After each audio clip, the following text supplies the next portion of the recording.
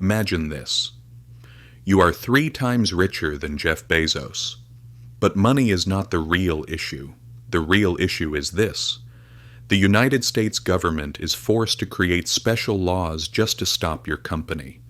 This is not a conspiracy theory. This is historical fact. But the story does not begin there. The real story begins where people stop speaking out loud. By the late 19th century, around 1.5% of the entire U.S. economy was controlled by one man. In today's money, that would equal roughly $280 billion. His name was John D. Rockefeller. He was the first true super-rich individual of the modern world. Rockefeller did not come from power. He did not come from privilege. He was born in 1839 into a poor farming family with 8 children. Money problems forced him to leave high school early. At 16, he began working as a junior bookkeeper for a commodity firm. Quiet, reserved, obsessively focused on numbers. 4 years later, at just 20 years old, he started his own trading business with a partner.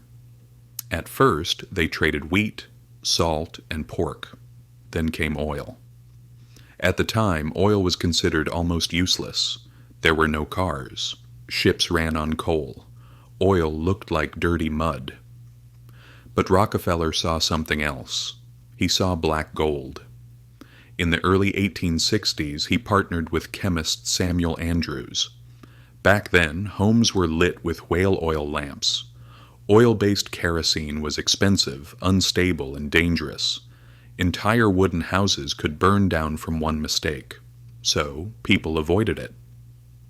Rockefeller realized the problem was not oil itself.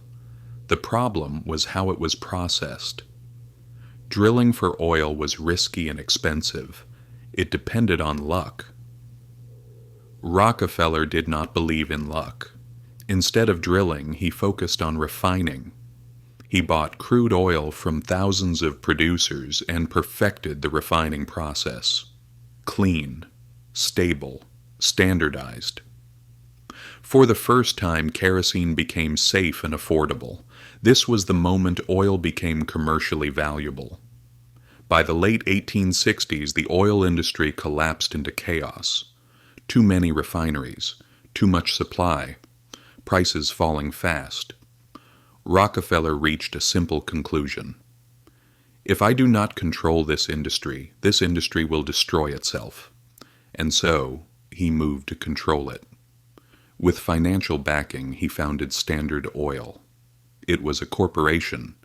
It could sell shares. Capital flooded in. Within 2 years, its value jumped from $1 million to $3.5 million. Rockefeller used that money for one purpose: acquisition. His message to competitors was clear. Join Standard Oil or be crushed by it. In just 4 months of 1872, he bought 22 of Cleveland's 26 refineries. History remembers this as the Cleveland Massacre. Even in that era, people called it unethical, but it was legal. Standard Oil was no longer just a company. It became a trust. It set prices. It weakened competitors. It forced dependency. People were afraid. Parents warned children, if you misbehave, Rockefeller will come for you. Oil was now in his hands. But there was one weakness: transportation. Moving oil cost almost as much as producing it.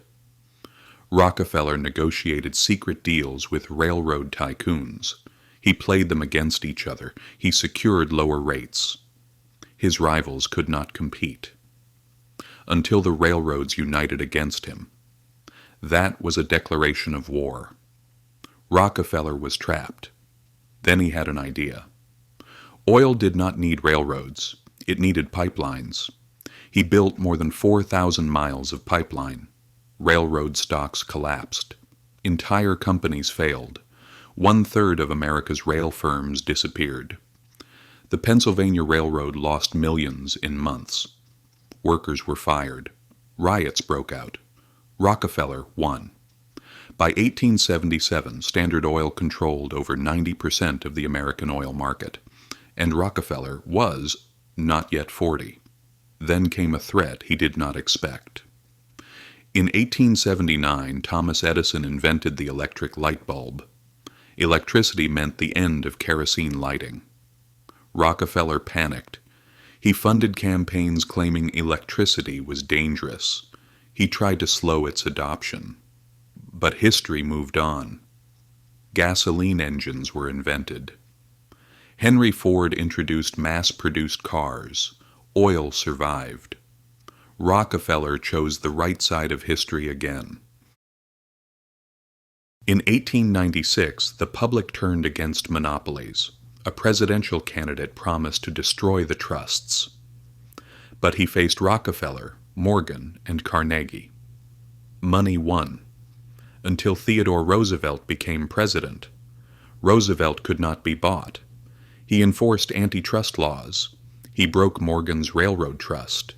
Then he targeted Standard Oil. 14,000 pages of investigation. 444 witnesses. In 1911, the Supreme Court ruled. Standard Oil was dissolved, split into 34 companies. But here is the irony. Rockefeller owned shares in all of them. Their value doubled. He became even richer. In his final years, he changed direction. He gave away his fortune. Universities, medical research, public health, education. In 1937, John D. Rockefeller died at age 97. Adjusted for inflation, his wealth exceeded $340 billion.